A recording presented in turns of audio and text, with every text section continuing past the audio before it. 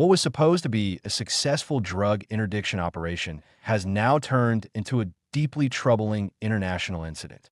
New details are emerging about a second strike on an alleged drug trafficking boat, a strike that reportedly killed survivors from the first attack.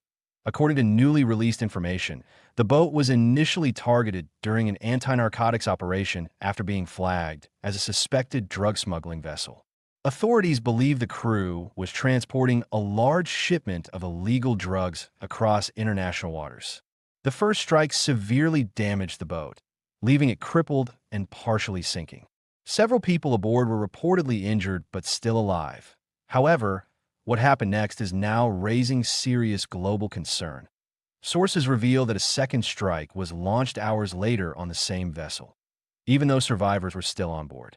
Witness accounts and satellite imagery suggest that the remaining crew members may have been attempting to surrender or signal for help when a follow-up attack occurred. This second strike reportedly killed multiple survivors who had lived through the initial blast. Human rights organizations are now demanding answers. Critics argue that if the survivors were no longer posing a threat, the second strike may violate international laws governing armed conflict and the treatment of non-combatants.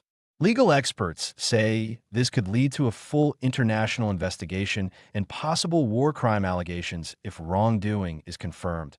Government officials involved in the operation insist that the vessel still posed a credible threat and that intelligence indicated dangerous materials remained on board.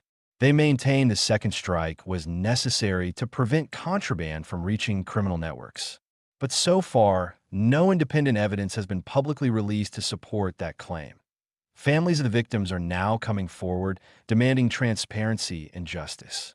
Social media has erupted with outrage, with many questioning how survivors on alleged crime ended up becoming targets themselves. As investigations continue, one question remains at the center of this unfolding story. Was this a justified security operation or a tragic and unlawful escalation?